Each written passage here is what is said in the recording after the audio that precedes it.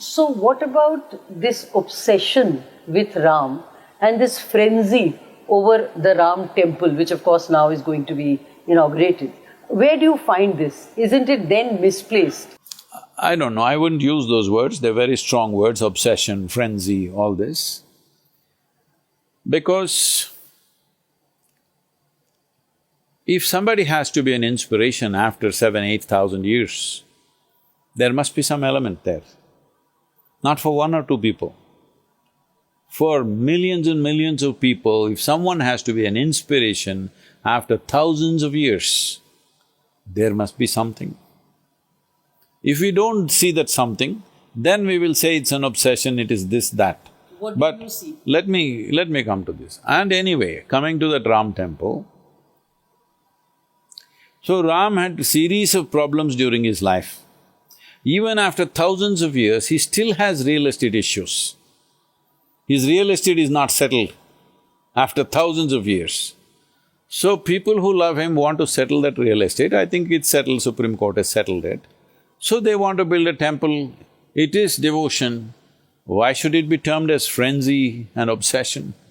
Is it, let me use another word which again you will say is strong, isn't it divisive?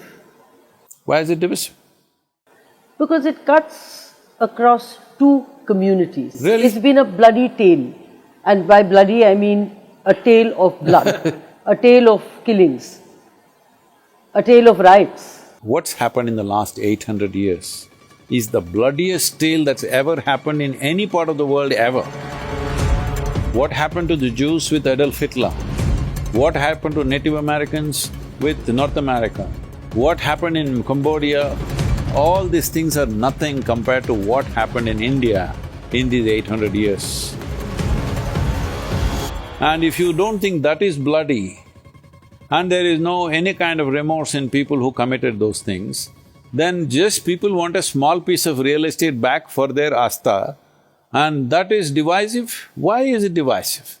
I mark that you're using the word real estate and not temple. Is that deliberate? It is real estate, but temple is built by devotees' hearts. The land is just real estate. But it's sacred for them because it is identified as a birthplace and obviously there's no question mark whether there was a temple or not. It is not one temple. Thousands of temples were raised because that's the policy, that it must be raised and it will be raised in future also. If we don't protect it, it will be raised in future also. Even now in Pakistan, Bangladesh is happening. Why should it be divisive? Why can't everybody settle down to whatever nonsense they believe in and do their stuff? I can live without any belief system, but maybe people need some belief systems, so they have their beliefs. But how come I think my belief is right and yours is wrong and you must die just for believing whatever I don't believe?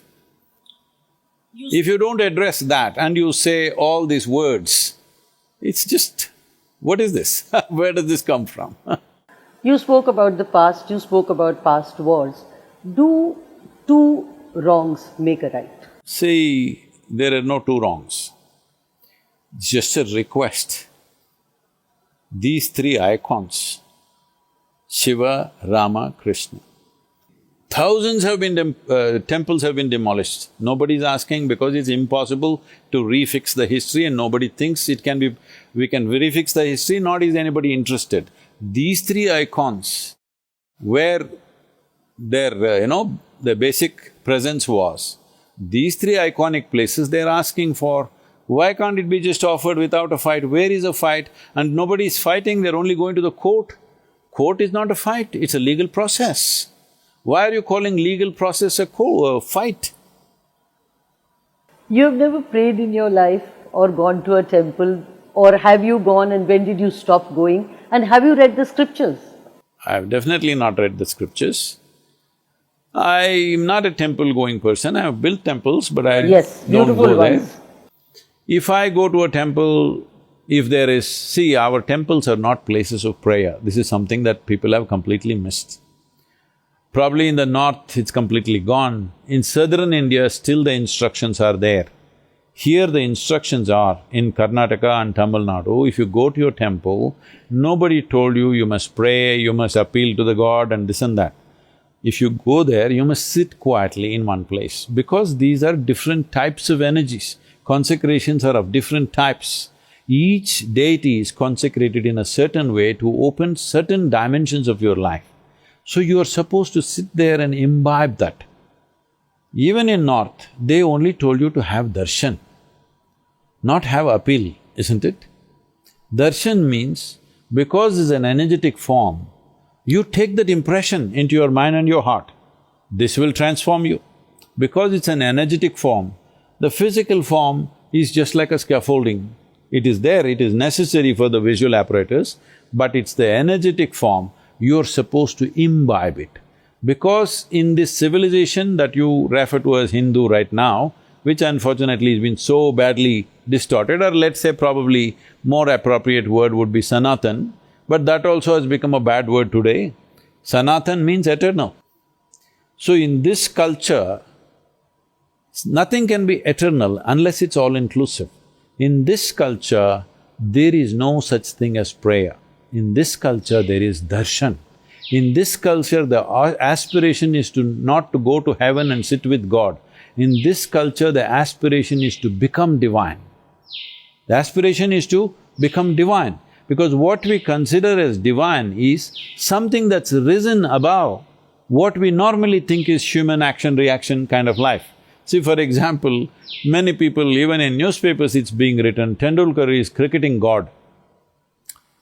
Because in people's mind, at least during his time, it's still so, whatever we thought was humanly possible, he rose beyond that, just hitting a damn ball, that's all. People say Sadguru is God, your followers say Sadguru is God. No, nobody says that. They put me to work every day. So, when they say he is God, they're not saying he lives in heaven or some nonsense. They are saying he's risen above what we think is human ceiling. He's risen above that. This is how we worshipped Rama, Krishna, everybody. They rose beyond their limitations, no matter what life throws at them. Even in a battlefield, they're cool. Even in a battlefield, he's joking. So we bow down to him when everybody's terrified of life and death. Somebody is above that, means we'll bow down to me. Even now, suppose in Indian army there is one major or one colonel or somebody, even in bullets are flying, he's just cool. Everybody will worship him because he's risen in some way. So in this culture, we are not wanting to go to God, we want to become that. But our idea is not the God. We see everything as God. We'll bow down to a tree, we'll bow down to a cow, we'll bow down to a snake, we'll bow down to a rock, man, woman, child, anything. Because no piece of life is happening without the source of creation throbbing in it. If you recognize it, you bow down. If you don't, you don't.